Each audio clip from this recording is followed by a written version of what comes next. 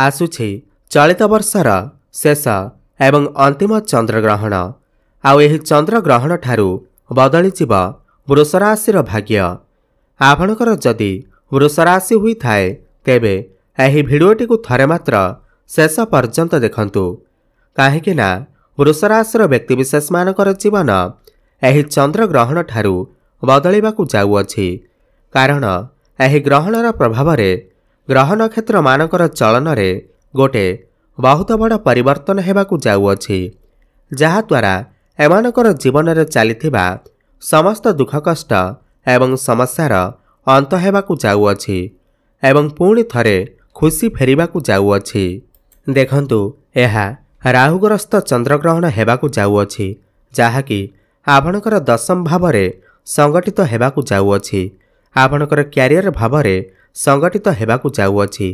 एही राहुग्रस्त चंद्रग्रहण प्रभावरु बुध शुक्र सूर्य एवं मंगलंकर राशि परिवर्तन हेबाकू जाउअछि, जहाद्वारा आपणकर जीवन रे किछि बड़ हेबाकू जाउअछि।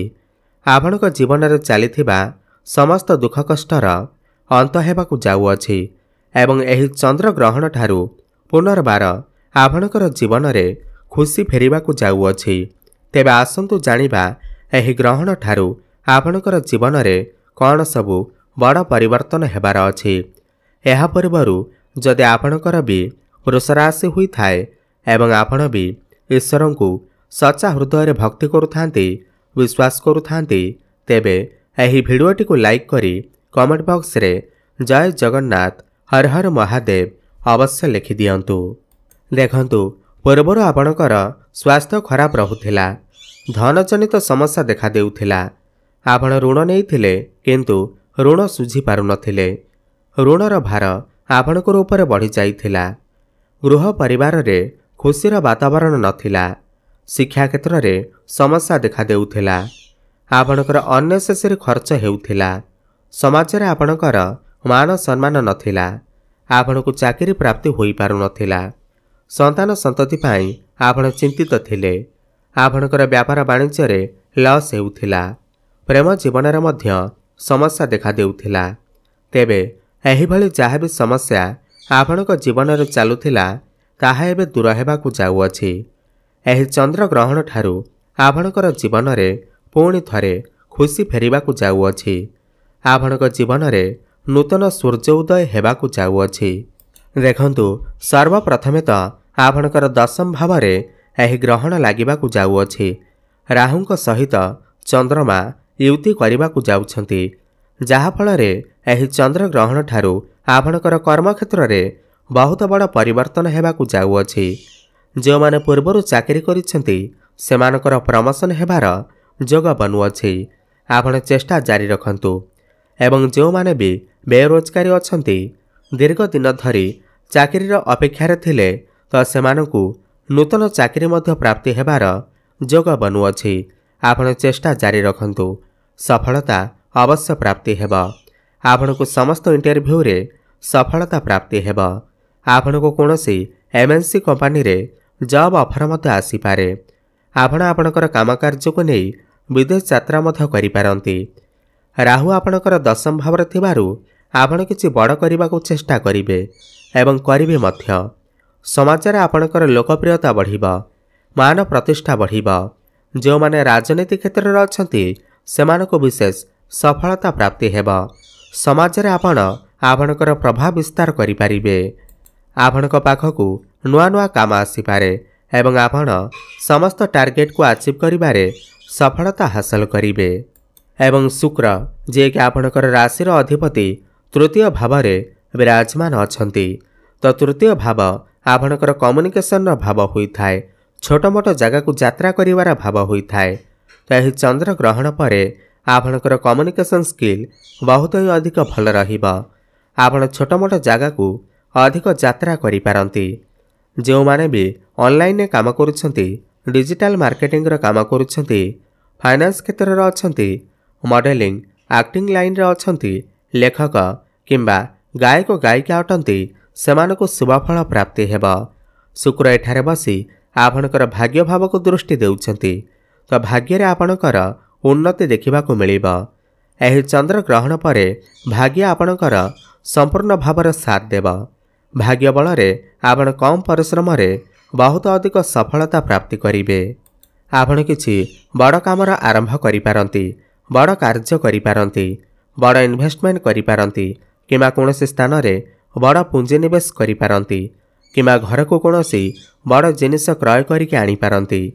ଯେଉଁମାନେ ବି ସେୟାର ମାର୍କେଟ, ଷ୍ଟକ୍ ମାର୍କେଟ ଏବଂ ଟ୍ରେଡିଂରେ କାମ କରୁଛନ୍ତି ସେମାନଙ୍କୁ ଆକସ୍ମିକ ଧନଲାଭ ହେବାର ମଧ୍ୟ ସମ୍ଭାବନା ବନୁଅଛି। ଆପଣଙ୍କର ମନ ଧର୍ମ ଆଡ଼କୁ ଅଗ୍ରସର ହୋଇପାରେ। ଆପଣ କୌଣସି ଧାର୍ମିକ ସ୍ଥାନକୁ ମଧ୍ୟ ଯାତ୍ରା କରିପାରନ୍ତି। ଆପଣ କିଛି ଭୂମି, ପ୍ରପର୍ଟି, ଜମି, ନୂତନ ଯାନବାହନ ଇତ୍ୟାଦି କ୍ରୟ କରିପାରନ୍ତି କିମ୍ବା ନୂତନ ଗୃହ ଆଦି ନିର୍ମାଣ କରିପାରନ୍ତି। ପୌତ୍ରିକ ସମ୍ପତ୍ତିରୁ ଆପଣଙ୍କୁ ଲାଭ ପ୍ରାପ୍ତି ହେବ। ପିତାଙ୍କର ସାହାଯ୍ୟ ସହଯୋଗ ମଧ୍ୟ ଆପଣଙ୍କୁ ପ୍ରାପ୍ତି ହେବ। ଦେଖନ୍ତୁ, ମଙ୍ଗଳ ଆପଣଙ୍କର ପଞ୍ଚମ ଭାବରେ ଅଛନ୍ତି ଏବଂ ଶନିଙ୍କର ଦୃଷ୍ଟି ପଞ୍ଚମ ଭାବ ଉପରକୁ ରହୁଅଛି। ପଞ୍ଚମ ଭାବ ଆପଣଙ୍କର ପ୍ରେମ ଜୀବନ ଏବଂ ଶିକ୍ଷା କ୍ଷେତ୍ରର ହୋଇଥାଏ। ଏହି ଗ୍ରହଣ ପରେ ଆପଣଙ୍କୁ ଆପଣଙ୍କର ପ୍ରେମ ଜୀବନରେ ସଫଳତା ଦେଖିବାକୁ ମିଳିବ। ଯେଉଁମାନଙ୍କର କଥାବାର୍ତ୍ତା ବନ୍ଦ ହୋଇଯାଇଥିଲା, ବ୍ରେକଅପ୍ ଆଦି ହୋଇଯାଇଥିଲା କିମ୍ବା ପୂର୍ବରୁ କଳି ଝଗଡ଼ା ମନ ମନାନ୍ତର ହେଉଥିଲା, ତ ପ୍ରେମ ଜୀବନରେ ଯାହା ବି କିଛି ସମସ୍ୟା ଥିଲା ତାହା ସବୁ ଦୂର ହୋଇଯିବ। ଆପଣଙ୍କର ପୁଣି ଥରେ କଥାବାର୍ତ୍ତା ହୋଇପାରେ, ପ୍ୟାଚଅପ୍ ହେବାର ମଧ୍ୟ ସମ୍ଭାବନା ବନୁଅଛି ଏବଂ ଯେଉଁମାନେ ବି ସିଙ୍ଗଲ ଅଛନ୍ତି ସେମାନଙ୍କୁ ନୂତନ ପାର୍ଟନର ମଧ୍ୟ ମିଳିପାରନ୍ତି। ଆପଣଙ୍କ ଭିତରେ ସମ୍ପର୍କ ମଧୁର ହେବାକୁ ଲାଗିବ, ତାଳମେଳ ଠିକ୍ ରହିବ। ଆପଣଙ୍କର ଭଲ ପାଇବା ବିବାହର ରୂପ ମଧ୍ୟ ନେଇପାରେ। ଯେଉଁ ପିଲାମାନଙ୍କର ବିବାହ ବୟସ ହୋଇଯାଇଛି ସେମାନଙ୍କର ଘରକୁ ବିବାହ ପ୍ରସ୍ତାବମାନ ଆସିପାରେ ଏବଂ ବିବାହ ଫାଇନାଲ ମଧ୍ୟ ହୋଇପାରେ। ଏବଂ ଯେଉଁ ନୂତନ ଦମ୍ପତିମାନେ ସନ୍ତାନର ଆଶା ରଖିଥିଲେ, ଦୀର୍ଘଦିନ ଧରି ସନ୍ତାନର କାମନା କରୁଥିଲେ, ସେମାନଙ୍କୁ ସନ୍ତାନ ସୁଖ ମଧ୍ୟ ପ୍ରାପ୍ତି ହୋଇପାରେ। ଗୁରୁ ଆପଣଙ୍କର ଧନ ଭାବରେ ଥିବାରୁ ଧନରେ ବୃଦ୍ଧି ଦେଖିବାକୁ ମିଳିବ। ଆପଣଙ୍କର ଫାଇନାନ୍ସିଆଲ ଗ୍ରୋଥ ହେବ। ଆପଣ ଏହି ଗ୍ରହଣ ପରେ ପଇସା କିଛି ସଞ୍ଚୟ କରିବା ଆରମ୍ଭ କରିବେ। ଆପଣଙ୍କର ବ୍ୟାଙ୍କ ବାଲାନ୍ସ ବଢ଼ିବା ସହିତ ଆପଣ ପୁଞ୍ଜିନିବେଶ କରି ଲାଭବାନ ହୋଇପାରନ୍ତି। ଆପଣଙ୍କର ଡେଲି ଇନକମ୍ ମଧ୍ୟ ବଢ଼ିବ। ଘର ପରିବାରରେ ହସଖୁସିର ଲହରୀ ଲାଗି ରହିବ। ଘରକୁ କୌଣସି ନୂତନ ଅତିଥି ମଧ୍ୟ ଆସିପାରନ୍ତି। ସପ୍ତମ ଭାବର ଅଧିପତି ମଙ୍ଗଳ ତ୍ରିକୋଣରେ ଶୁଭ ସ୍ଥାନରେ ବିରାଜମାନ ଅଛନ୍ତି। ସପ୍ତମ ଭାବ ବ୍ୟାପାର ବାଣିଜ୍ୟର ଭାବ ହୋଇଥାଏ। ଆପଣଙ୍କର ବୈବାହିକ ଜୀବନର ଭାବ ହୋଇଥାଏ। ତ ବ୍ୟାପାର ବାଣିଜ୍ୟରେ ଆପଣ ଉନ୍ନତି କରିବେ। ପୂର୍ବ ଅପେକ୍ଷା ଆପଣ ଦେଖିବେ ଆପଣଙ୍କର ବ୍ୟାପାର ବାଣିଜ୍ୟରେ ଉନ୍ନତି ହେଉଛି। ଆପଣଙ୍କର ଡେଲି ଇନକମ୍ ବଢ଼ିବ। ଆପଣ କିଛି ନୂତନ ବ୍ୟାପାର ମଧ୍ୟ ଆରମ୍ଭ କରିପାରନ୍ତି। ପାର୍ଟନରସିପ୍ରେ ଆପଣ କିଛି ବ୍ୟାପାର ବାଣିଜ୍ୟ ଆରମ୍ଭ କରିପାରନ୍ତି।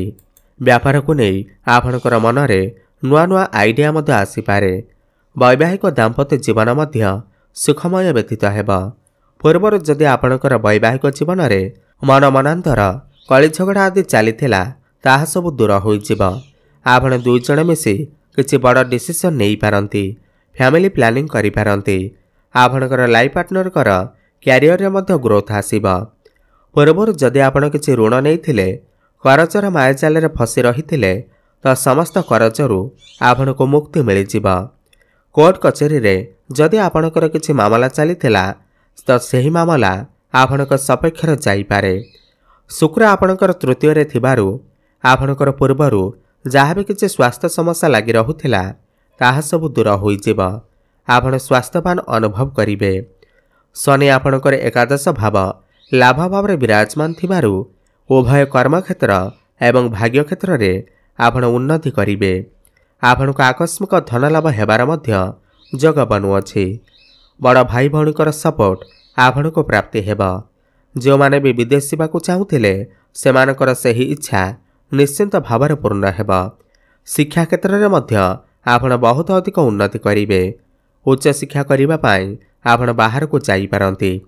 ଏହି ଗ୍ରହଣ ପରେ ଯଦି ଆପଣଙ୍କର କିଛି ଏକ୍ଜାମ୍ ଅଛି, କମ୍ପିଟେଟିଭ୍ ଏକ୍ଜାମ୍ ଅଛି, ପ୍ରତିଯୋଗିତାମୂଳକ ପରୀକ୍ଷା ଅଛି, ତେବେ ସେଥିରେ ଆପଣ ନିଶ୍ଚିନ୍ତ ଭାବରେ ଉତ୍ତୀର୍ଣ୍ଣ କରିବେ।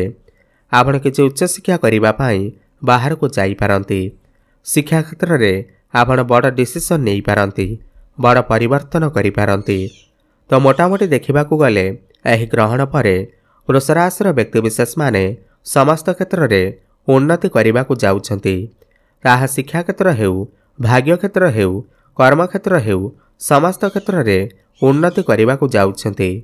ଅଧିକ ଶୁଭଫଳ ପ୍ରାପ୍ତି କରିବା ପାଇଁ ଆପଣ ପ୍ରତ୍ୟେକ ଦିନ ମା ଲକ୍ଷ୍ମୀଙ୍କର ଆରାଧନା କରନ୍ତୁ ଏବଂ ଶୁକ୍ରଙ୍କର ବୀଜମନ୍ତ୍ରର ଜପ ଅବଶ୍ୟ କରନ୍ତୁ। ଓମ୍ ଦ୍ରାଂ ଦ୍ରେଂ ଦ୍ରଂ ସହ ଶୁକ୍ରାୟ ନମଃ 108 ଥର ପ୍ରତ୍ୟେକ ଦିନ ଜପ କରନ୍ତୁ। ପ୍ରତ୍ୟେକ ଦିନ ହନୁମାନ ଚାଳିଶାର ପାଠ କରିବା ସହିତ ସୂର୍ଯ୍ୟଙ୍କୁ ଜଳାର୍ଘ୍ୟ ଅର୍ପଣ କରନ୍ତୁ। ଶୁଭଫଳ ପ୍ରାପ୍ତି ହେବା ସହିତ ଆପଣଙ୍କର ଭାଗ୍ୟରେ ଉନ୍ନତି ଆସିବ। ଧନ୍ୟବାଦ।